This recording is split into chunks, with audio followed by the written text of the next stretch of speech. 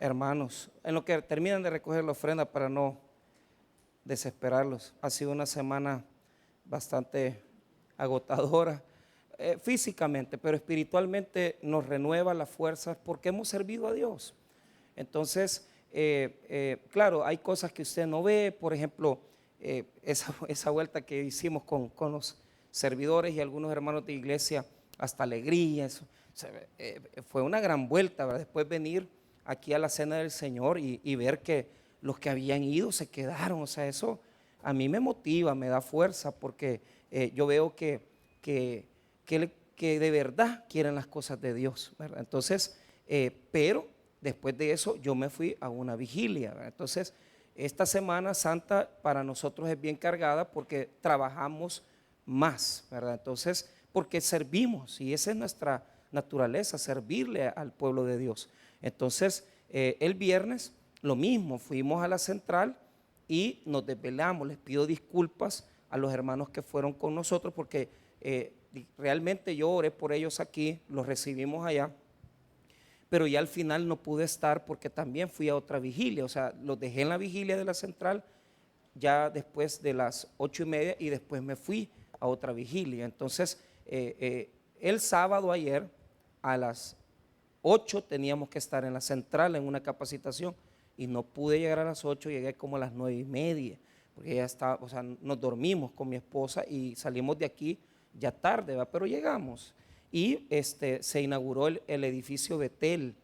Entonces nosotros estamos contentos porque si hay un regalo bueno de año 46 que nuestra iglesia central está dándole a la comunidad, es este edificio donde se va a trabajar con personas que tienen, con niños, ¿verdad? Con situaciones especiales, ¿verdad? Entonces, a mí me maravilla lo que Dios está haciendo ahí y de verdad se lo digo que me siento muy contento. Entonces, hoy por la mañana estábamos ahí, ayer le dije a Moisés, pastor, ayúdeme mañana a las 7 porque sí, estoy un poco cansado y realmente ha sido agotador, pero esta semana nos vamos a componer y ya estoy pensando qué le vamos a meter a las cuestiones de, ayer estaba viendo cómo vamos a poner lo de los aires, dónde va a ser, pero poquito a poco, porque no quiero meterme a cosas tanto de dinero, sino que más de fe.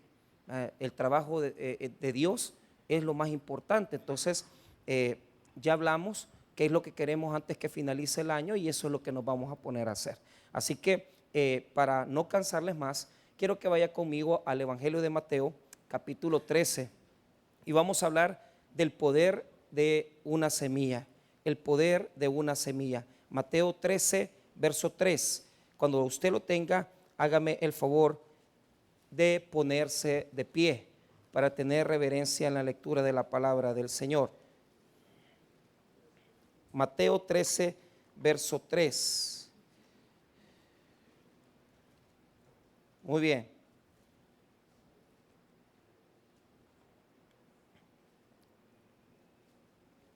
¿Lo tenemos? Muy bien, el poder de una semilla. Fíjese bien, vamos a ver el verso número 3 ahí, el versículo 3. La palabra de Dios dice así: y les habló muchas cosas por parábolas, diciendo, he aquí, el sembrador salió a sembrar. Vamos a orar. Padre, te damos gracias por tu palabra, gracias por la administración que haces en nuestras vidas. Oramos para que desde este momento tomes el control a través del Espíritu Santo de la enseñanza que se va a impartir. Oramos para que podamos, Señor, recibir con una penetrante, profunda, Señor, capacidad lo que tú nos vas a enseñar a través de tu palabra. Ayúdanos a recibirla, ayúdanos a conservarla, ayúdanos a ministrarla. En el nombre de Jesús. Amén y amén. Pueden tomar asiento.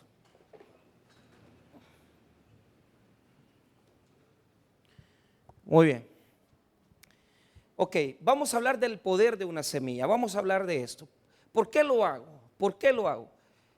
Jesús es semilla. Diga conmigo, Jesús es semilla.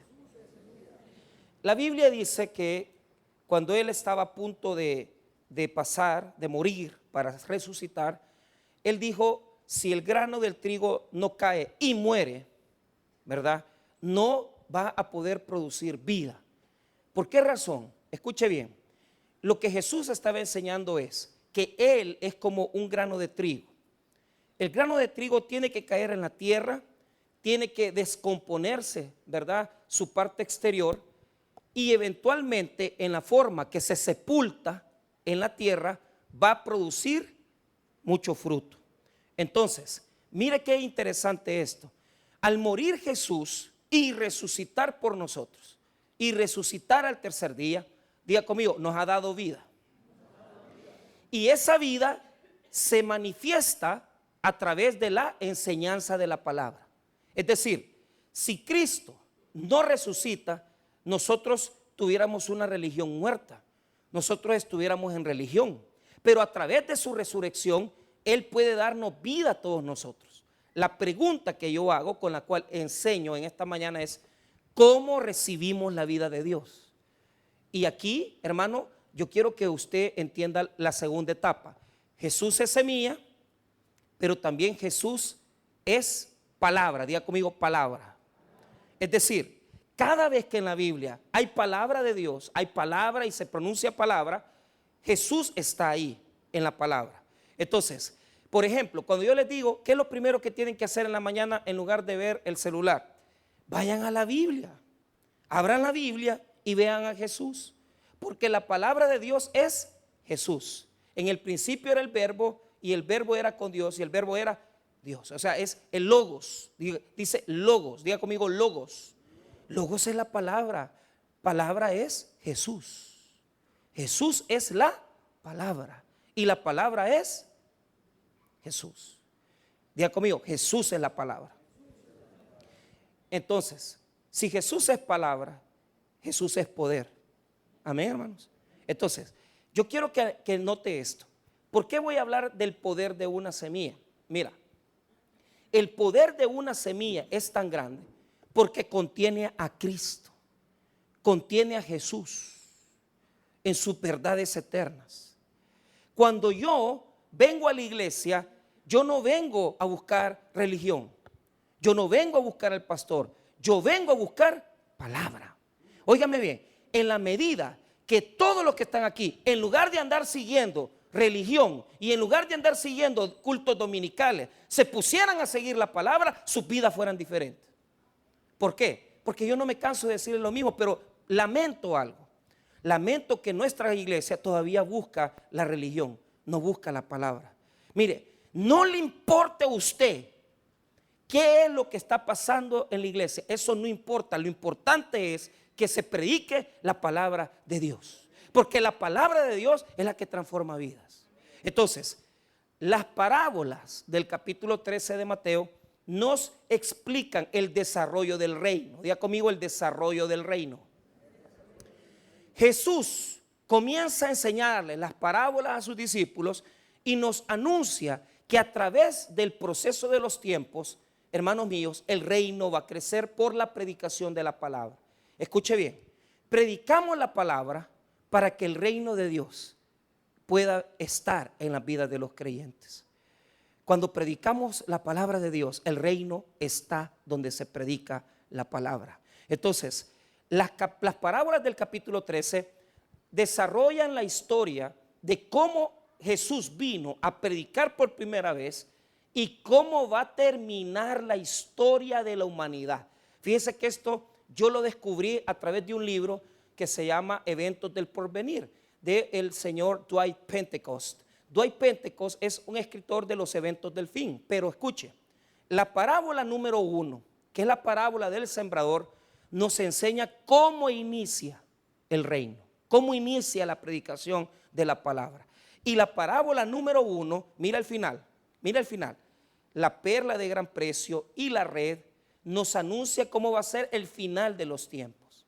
Entonces, yo leí un libro del doctor Francisco Lacueva, en donde él explica cada una de las parábolas y las compara con el proceso del deterioro del reino y del evangelio. El reino nunca se va a desmejorar, pero el evangelio y la iglesia va a pasar por un proceso de deterioro. Nosotros estamos en ese deterioro, pero escuche bien, nosotros podemos oponernos al deterioro si predicamos la palabra. Es decir, Si en una iglesia nos dejamos de tantas cosas, como el traer al cantante, como el venir y decirle a la gente, les vamos a regalar tal cosa para que vengan, y comenzamos a predicar palabra y la gente se enamora de la palabra, entonces estamos haciendo la obra de Dios. Y esa iglesia va a perseverar a través de todo lo que está pasando alrededor del mundo en este momento.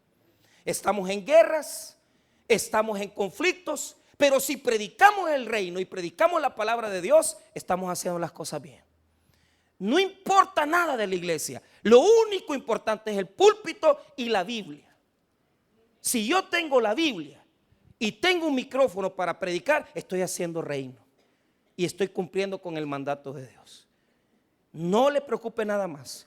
Que mire, pastor, que en la iglesia tal cosa, no se preocupe. Usted venga a oír palabra. Ahora, entiendamos esto.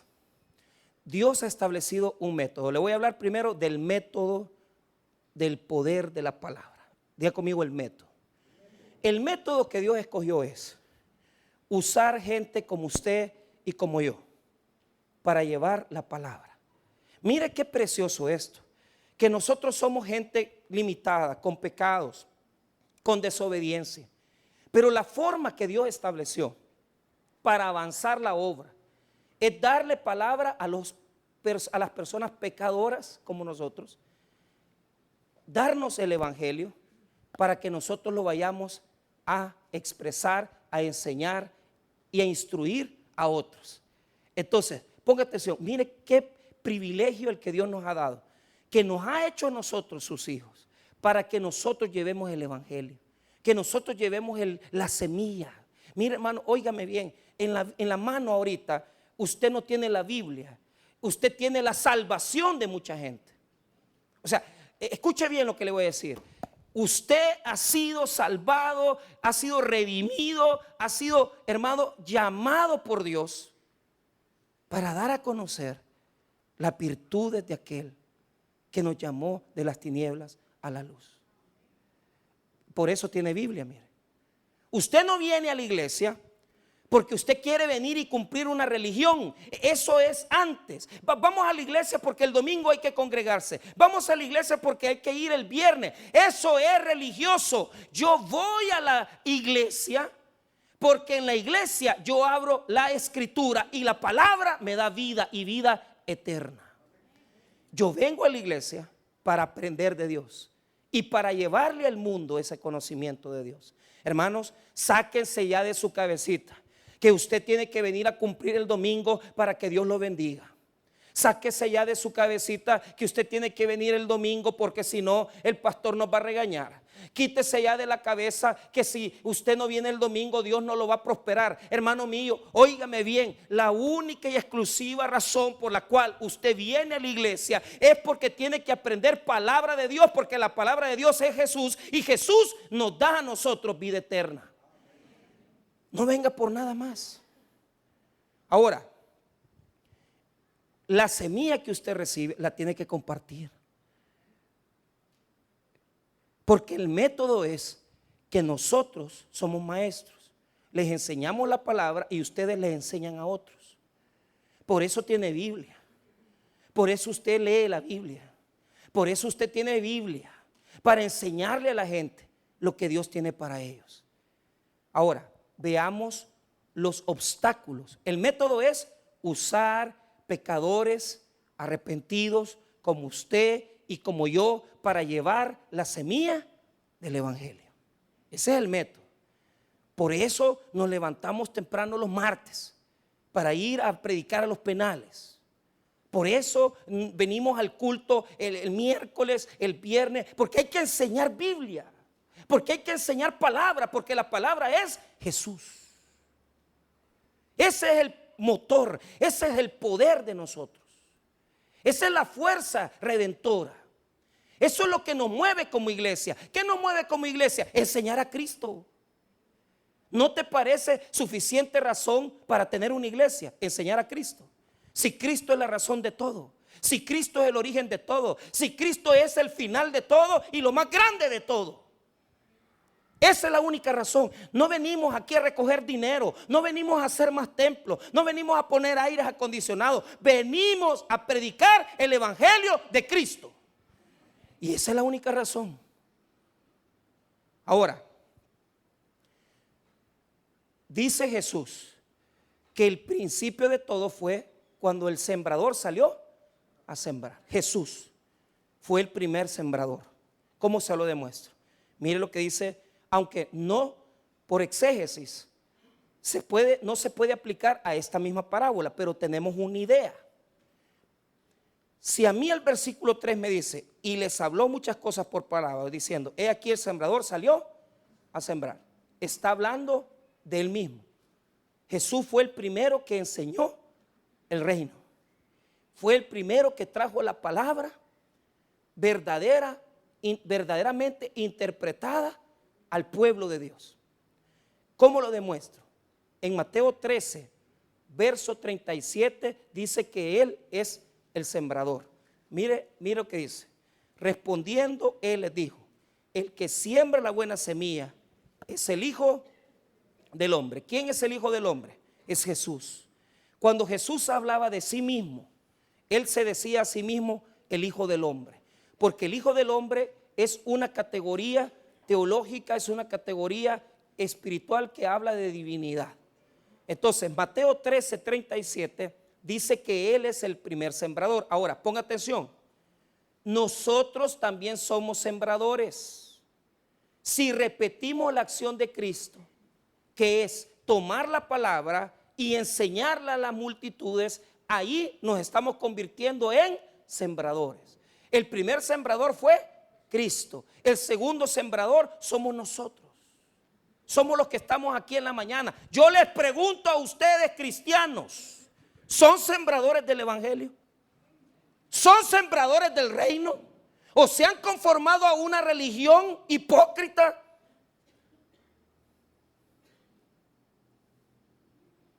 ¿Qué son ustedes?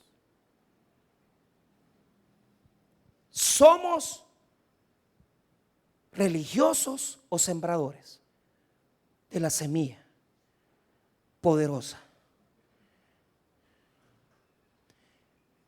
¿Por qué se ha detenido el proceso? Esa es la primera pregunta que tengo. ¿Por qué se ha detenido el proceso? ¿Por qué hay tanta gente que no comparte? ¿Por qué hay tanta gente llenando iglesias que no sabe cómo llevar la semilla? ¿Quién ha fallado? Bueno, hay obstáculos. Diga conmigo, obstáculos.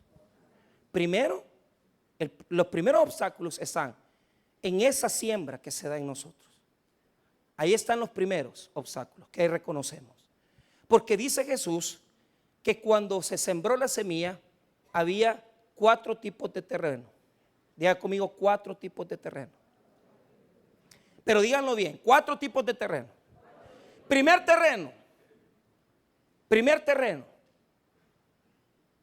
terreno donde está sólido, donde la tierra está ya solidificada.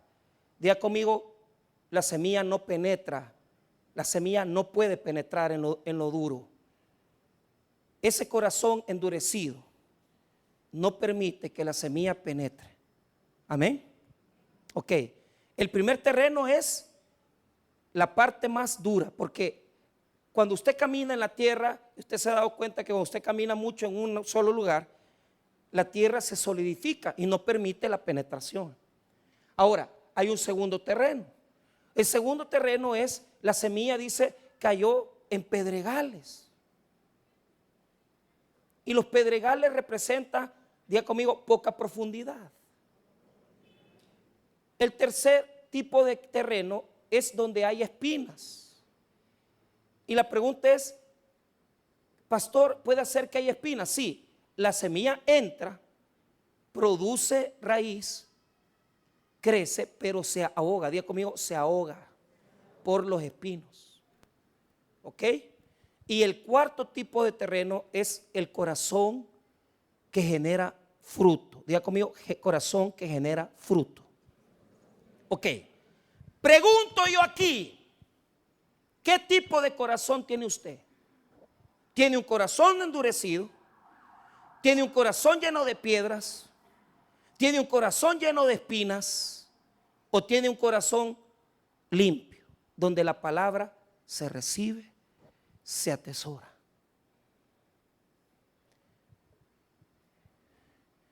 Si usted hasta este día, usted no ha hecho un cambio en su vida, la semilla no ha penetrado en usted.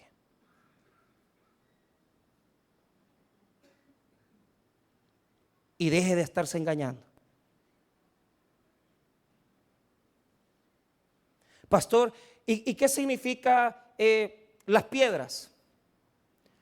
Dice la parábola que de repente vino el sol. Diga conmigo, vino el sol. Y el sol quemó esa semilla. No permitió que fructificara, porque como no tenía profundidad, las piedras no permitieron que generara el crecimiento necesario. Mire, y dice la parábola que esos son los que reciben el evangelio y reciben la palabra con alegría y dicen, qué bueno estuvo el sermón. Pero ¿cuál es el problema? No penetró suficientemente. Entonces, cuando vienen los problemas, ellos se apartan. ¿Cuál es la semilla que cayó en medio de los espinos? Cuando la semilla cae en medio de los espinos, diga conmigo, son los afanes de la vida.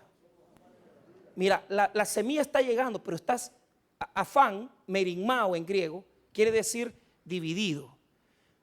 Como tu mente está en otra cosa, como te preocupan más otras cosas, vos no podés recibir la palabra. Entonces, yo voy a hacer una pequeña exhortación, ponga atención.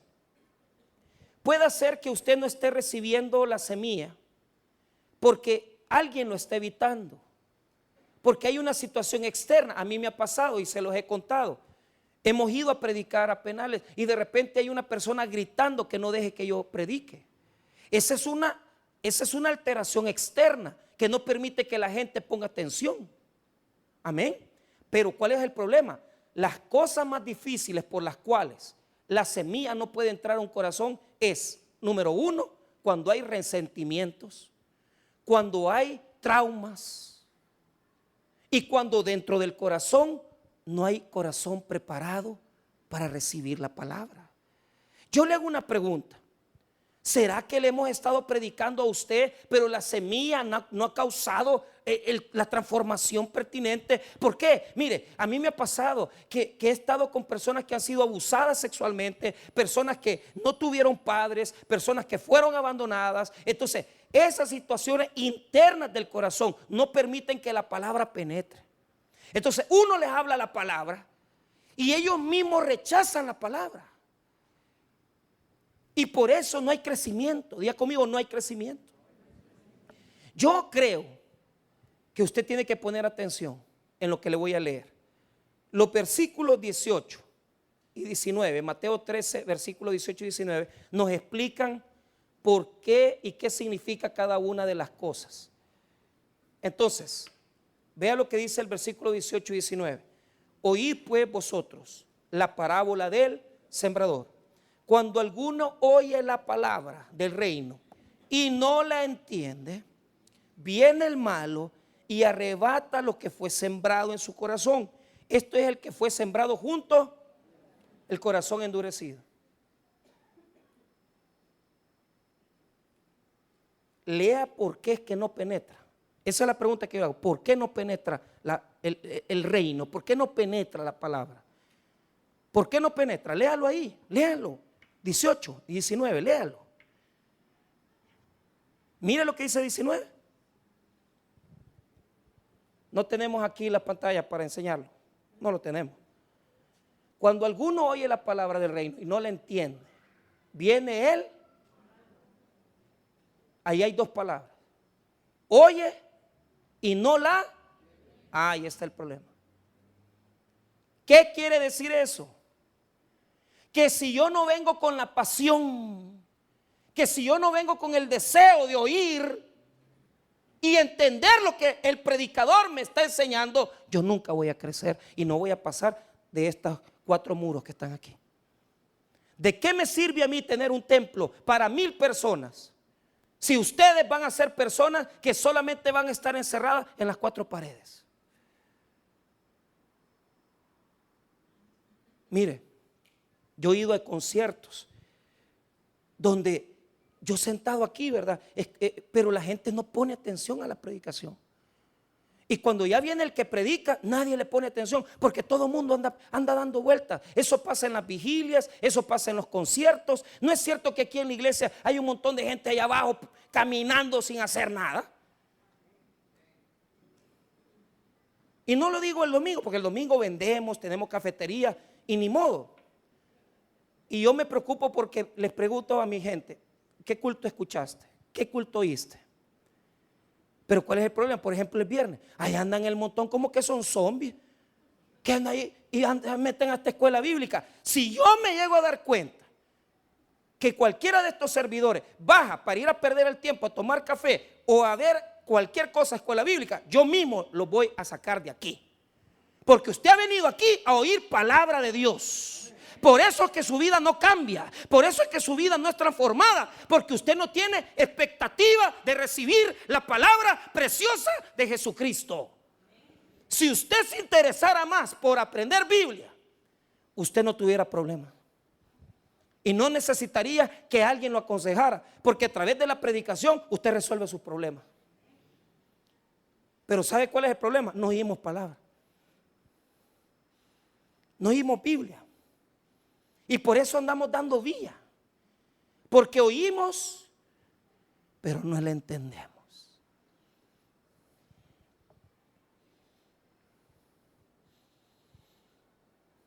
¿Será que mi vida está estancada porque la semilla no llega donde tiene que llegar? Allí lo dice claramente. ¿Quién viene entonces después y la arrebata? El mal. Y arrebata lo que fue sembrado en su corazón. Este es el que fue sembrado junto al camino. Así de fácil. Ahí se corta. Mire, ahí se corta todo crecimiento. Ahí se corta toda profundidad. Ahí está nuestra vida muchas veces.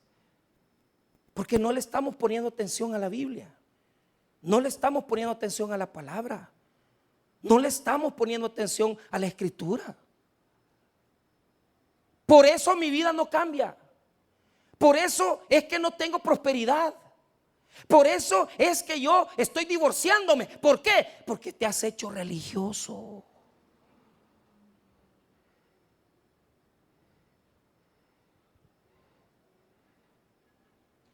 Y le voy a decir algo.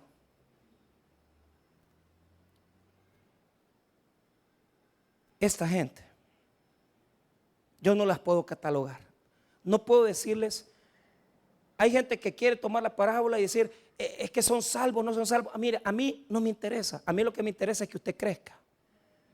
A mí lo que me interesa es que usted prospere. A mí lo que me interesa es que usted salga adelante. Pero si está aprendiendo Biblia y no la pone en práctica, usted nunca va a crecer. Y usted se va a quedar estancado.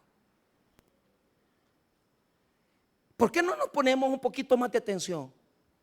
¿Por qué no venimos con un corazón dispuesto desde la mañana? Voy a ir, porque a veces yo entiendo, nos levantamos y estamos ahí como que todos cansados y venimos cansados a la iglesia. Pero mire, hasta por esa disposición de venir a la iglesia cansado, Dios lo bendice a uno. Y yo le digo algo, si usted viene y dice, ay pastor, mire, yo vengo de trabajar, pero vengo cansado, venga hombre, aunque sea a dormir, venga. Pero mire, óigame bien, Dios conoce su corazón y Dios lo va a bendecir. Pero ojo, hay gente, porque lo que está disciplinando la parábola no es la gente que viene cansada y no pone atención, es la gente que viene a la iglesia y de hecho no quieren entender. O sea, ya de voluntad les vale un pepino lo que se les predica. Eso es lo que está condenando. que hay personas que de entradita, no es por descuido, es que vienen por mantener una fachada religiosa, pero no están deseando la palabra preciosa en sus corazones. Y por eso se neutraliza el crecimiento, se neutralizan los milagros, se neutraliza el poder de Dios en tu vida, se neutraliza la misericordia de Dios, porque está cerrado el evangelio, está cerrado el poder de la palabra. Yo quiero que usted, cuando venga a la iglesia, usted venga y diga: voy a oír palabra de Dios. Quiero que Dios cambie mi vida. Quiero que el Señor transforme mi ser. Y si usted está viviendo en un adulterio, y si usted está viviendo en una infidelidad, y si usted está viviendo en una separación, venga a la iglesia, pero con el deseo de cambiar. Porque hay quienes vienen con el deseo de justificarse, y eso no transforma. Pero cuando usted viene y dice: voy a ir a la iglesia, es que Dios me tiene que dar la fuerza para dejar mi amante, ahí ya la estás haciendo. Dios me tiene que dar la fuerza para dejar este vicio, ya la hiciste. Porque Dios te la va a dar, te va a dar la fuerza. Pero el problema es que hay gente que ha aprendido y dice: no, hay que ir a la iglesia porque si no, Dios me va a terminar de acabar. No, hombre, no es así. Dios no es el entretenimiento de una vez a la semana o 2 días. Dios nos ha hablado a través de Jesús. Jesús es palabra, y la palabra tiene poder de cambiar vidas. Hermano, aquí usted tiene el poder de prosperar. Yo sueño, yo veo carros nuevos parqueados ahí ¿cómo se llama el parqueo? Mire, y yo no sé. Yo veo un montón de jóvenes aquí, ahí está un montón. Yo ya hablé contigo, Francisco, ya te dije, si estos hipotes se ponen las pilas a prosperar, a trabajar como Dios manda, en 6 años van a tener un carro. Pero a mí no me importa que tengan un carro o tengan una casa. Lo que me importa es que tengan al Salvador de su vida dentro de sí. Porque si lo tienen, eso es la riqueza más grande del mundo. Pero me preocupa los que están retrocediendo, que en lugar de mejorar van para atrás. Porque eso demuestra que no tienen interés en cambiar. Y eso demuestra que no tienen interés en prosperar. Algún día vamos a estar buscando un terreno para construir iglesia, y vamos a buscar otro terreno para parquear carros. Pero que esa cuestión de parquear carros sea la demostración que el reino está llegando a nuestras vidas y que Dios nos está transformando. Ahora, vea cómo la religión nos tiene dormidos. Sí, vamos a ver cómo la religión nos tiene dormidos. Y sigo en el mismo tema, el poder de una semilla. Si esa semilla llega a tu corazón, te va a cambiar, te va a transformar. Pero no permitas que solamente llegue y no le entendés. Ponele atención a lo que Dios te está hablando. Vea conmigo Juan capítulo 3. Juan capítulo 3.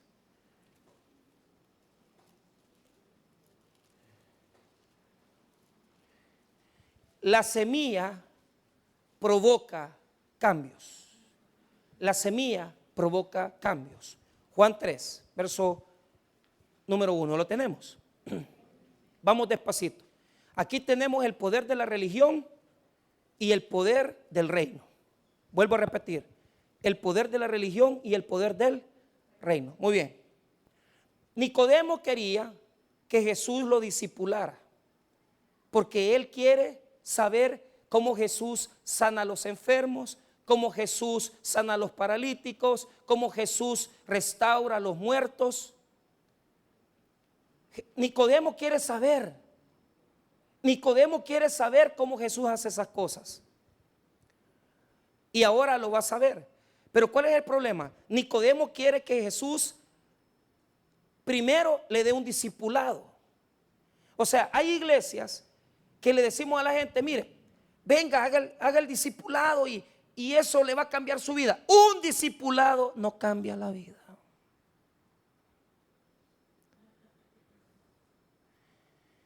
Nicodemo le dice, maestro, le dice, o sea, dame clase, yo quiero saber, quiero que me enseñes teología para yo conocer lo que vos conoces.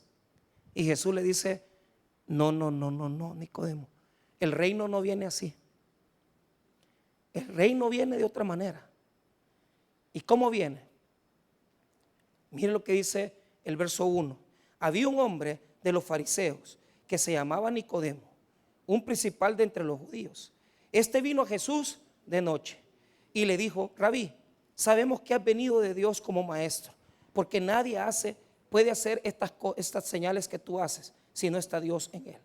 Respondió Jesús, le dijo, de cierto te digo, que el que no naciere de nuevo no puede ver el reino de Dios. Mire, no puede ver el reino de Dios. Ahora, baje, mire el 4. Nicodemo no entendió, porque Nicodemo pensó que le estaba diciendo, me voy a meter en la pancita de mamá para volver a nacer otra vez. Entonces, nadie en la iglesia va a ser cambiado por discipulados. Nadie en la iglesia va a ser transformado si nosotros venimos y le damos retiros. Vea lo que dice el 4. Nicodemo le dijo, ¿cómo puede un hombre nacer siendo viejo? ¿Puede acaso entrar por segunda vez en el vientre de su madre y nacer? 5. Respondiendo Jesús, de cierto te digo, que el que no naciere de agua y del Espíritu no puede entrar en el reino de Dios. Diga conmigo, entrar. Verso 6. Lo que es nacido de la carne, carne es. Y lo que es nacido del Espíritu, Espíritu es. Entonces, poneme atención. Diga conmigo, ver y entrar en el reino. ¿Cómo se hace? Diga conmigo, a través de la semilla. La semilla nos fecunda el corazón. El corazón produce vida de Dios en nosotros. Amén. Yo no fumo, no porque yo me puse una terapia y dije, ay, este es el último cigarro que me voy a fumar. Yo llegué al Parque Madre Selva en Santa Elena, San Salvador, y venía de dar una clase a los niños de escuela bíblica y yo todavía fumaba. Y ese día yo estaba dándole la clase de cómo se cayeron los muros de Jericó.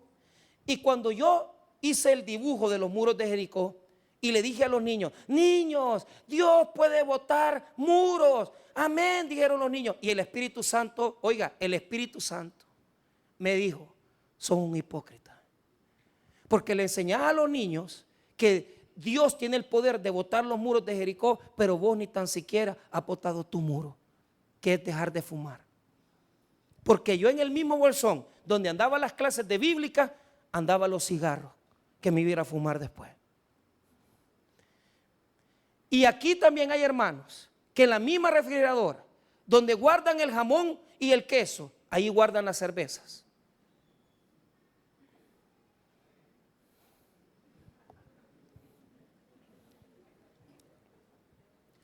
En el mismo carro donde sientan a la esposa, sientan al amante. Ahí no hay amén, ¿verdad?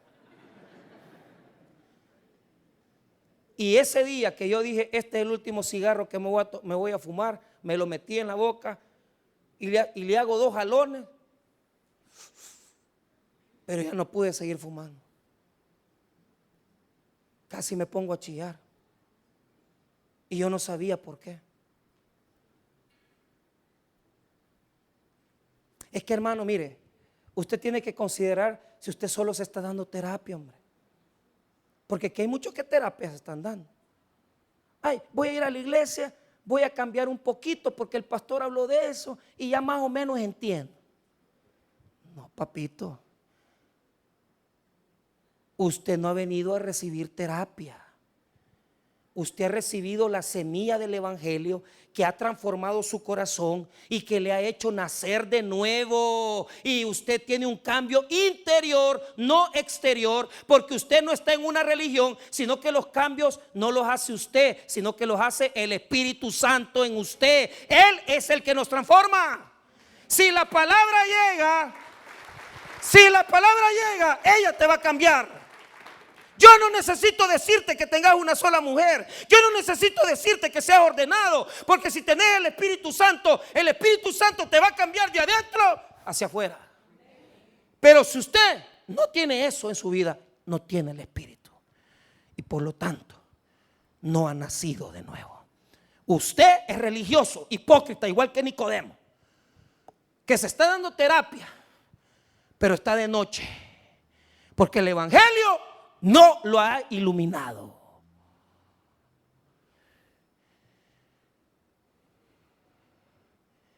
La religión nos quiere envolver en rituales, en cambio moral. Ay, cambie.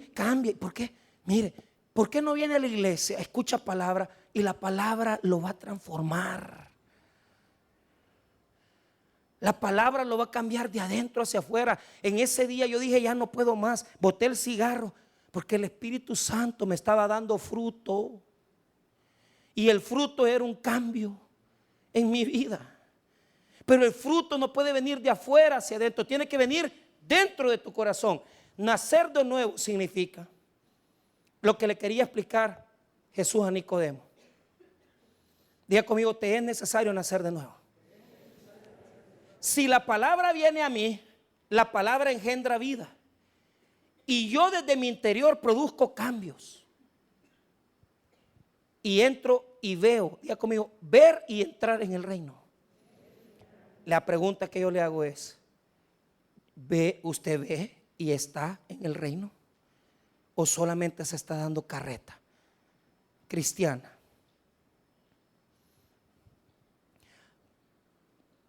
¿Cómo yo sé que estoy en el reino? Si yo he nacido de nuevo. Fíjese que en griego, esa palabra que está ahí, en el verso 3, cuando Jesús le dice a Nicodemo, de cierto te digo, que el que no naciere de nuevo no puede ver el reino de Dios. La palabra en griego es génetos anoten. Génetos quiere decir engendrar, diga conmigo engendrar. Y anoten quiere decir desde el cielo. Diga conmigo desde el cielo. Nacido de arriba, diga conmigo nacido de arriba. Hermanitos preciosos, ustedes tienen dos nacionalidades. Tienen su partida de nacimiento por haber nacido en cualquier pueblo del Salvador, o los que son aquí, que han nacido en Estados Unidos, también tienen sus documentos que les acredita y ser ciudadano estadounidense o ciudadano salvadoreño. Pero el día en el cual tú recibiste la palabra, recibiste a Jesús y permitiste que la palabra engendrara vida, ese día tú tienes dos nacionalidades. Una nacionalidad terrenal que te hace salvadoreño, que te hace ser hijo de salvadoreños, pero tienes una nacionalidad celestial que te hace ser hijo de Dios y tener tu ciudadanía en los cielos. No somos de este mundo, somos peregrinos. La palabra nos ha engendrado porque la carne no puede engendrar lo espiritual. Solo el Espíritu puede engendrar el Espíritu. Solo la palabra de poder puede engendrar vida. La carne no puede. Y si usted no ve las cosas espirituales y no ha entrado en las cosas espirituales, usted es un religioso que dice amén, que lee o tiene la Biblia, pero usted todavía se está dando terapia. Porque el cambio viene del interior, no de afuera. He nacido de arriba. Tengo una naturaleza adámica y tengo una naturaleza celestial. Entonces, óigame, los cambios de vida tienen que notarse claramente desde el momento en que yo ya no soy ya solamente hijo de Adán, sino que he nacido de Dios y he entrado a su reino. Y soy hijo de Dios y tengo nacionalidad celestial y tengo mi ciudadanía en el cielo, porque de allá soy, a Dios le pertenezco.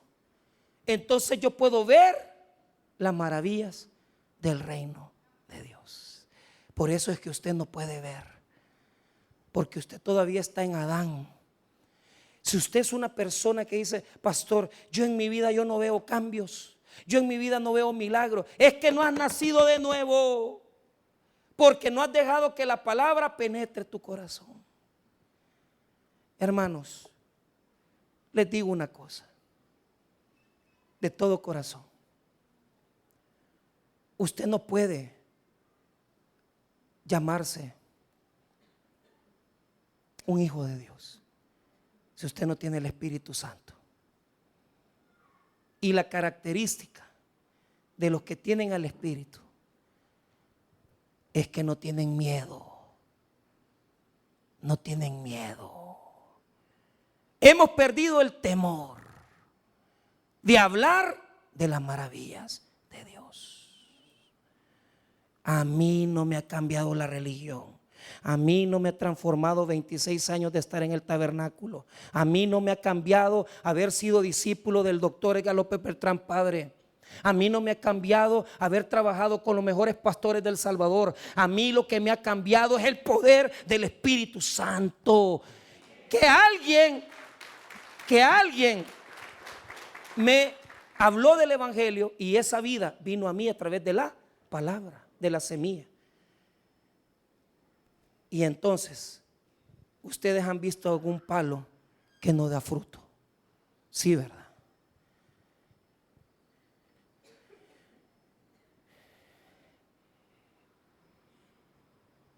La pregunta que yo voy a hacer es: ¿cuántos frutos has dado tú? ¿Cuántos otros palitos se han sembrado de la vida que tú tienes? Tenemos vida espiritual y tenemos que engendrar vida espiritual, porque el vehículo de la salvación somos nosotros. En lugar de estar diciendo: Jesús resucitó al tercer día, se levantó de los muertos. Yo estuve en esa tumba y está vacía, y el montón de gente trae recuerditos: estuve en la tumba vacía, estuve en la tumba vacía. Pero ¿sabe cuál es el problema? Ellos están muertos. Porque lo esencial de la resurrección de Cristo es que los que estamos vivos por su poder compartimos la vida con los demás. Y la vida de Cristo la impongo en otros, se la enseño a otros y le doy vida a los que están condenados a través del Espíritu Santo.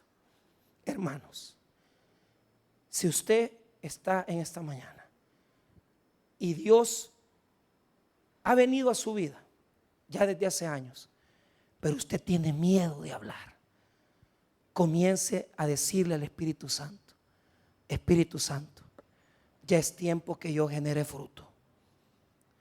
Ya es tiempo que de mí salgan más y que se multiplique el poder de Dios.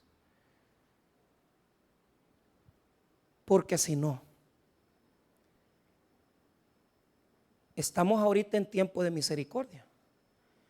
Dice que Jesús llegó donde estaba el árbol, en Lucas, y estaba a punto de destruirlo, el dueño.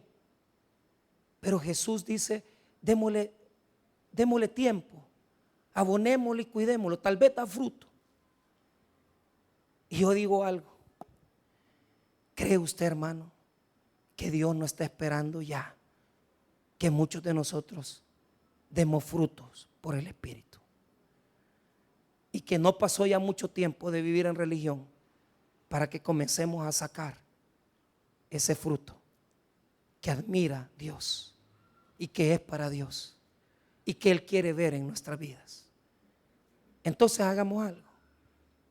En lugar de estar solo recordando que Jesús murió y resucitó, vayamos con la semilla y vamos a darle vida a los muertos. Tome la semilla y vaya a darle vida a los muertos. Y dejémonos de mentiras, de andar cargando cruces en la espalda, de andar poniendo ahí tanta cosa, que domingo de resurrección no comamos carne, no hagamos acá. Anda a predicarle el evangelio a otros. Primero nace vos y después darle la vida a los demás. Y agarra esta semilla y anda a meterla a los hospitales, a las prisiones, a las Bartolinas, y anda a hablarle a tu familia, porque en tu misma casa hay un montón de gente que no tiene vida de Dios. Y celebremos el domingo de resurrección como se debe, no solo aplaudiendo y gritando, sino que predicando el evangelio de Jesucristo. Lleve la semilla, porque allá afuera hay muchos que están sin Dios y necesitan a Jesús, que da vida y vida en abundancia. Vamos a orar, hermanos. Padre, gracias por tu palabra.